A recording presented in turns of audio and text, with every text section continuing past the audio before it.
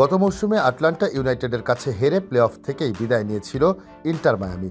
Major league সকারের এবারের মৌসুমে সেই আটলান্টাকেই 2-1 গোলে হারিয়ে মধুর প্রতিশোধ নিল ফ্লোরিডার ক্লাবটি।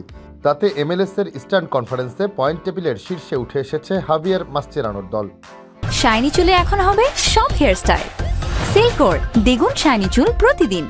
এই নিয়ে টানা দ্বিতীয় ম্যাচে গোল করে দলকে জয় এনে দিলেন লিওনেল মেসি। 3 ম্যাচ বিরতির পর কনকাকাফ চ্যাম্পিয়ন্স কাপে ফিরেই গোলের দেখা পেয়েছিলেন মেসি। এবার MLS-এও ছন্দ ধরে রেখেছেন বিশ্বজয়ী আর্জেন্টাইন অধিনায়ক। এর আগে ম্যাচের 11তম মিনিটে এগিয়ে যায় আটলান্টা ইউনাইটেড, তবে 9 মিনিট পর মেসির দুর্দান্ত গোলে সমতায় ফেরে মায়ামি। প্রথমার্ধে আর কোনো গোল না হওয়ায় 1-1 স্কোরলাইন নিয়ে বিরতিতে যায় দুই দল। দ্বিতীয়ার্ধেও লড়াই চলে হাড্ডাহাড্ডি। বল দখল, পাসের সঠিকতা ও আক্রমণে সমান তালে এগোচ্ছিল ম্যাচ। তবে ম্যাচের ভাগ্য গড়ে দেয় 89 মিনিটে পিকাল্টের গোল। তাতে 2-1 ব্যবধানে জয় নিশ্চিত করে মায়ামি।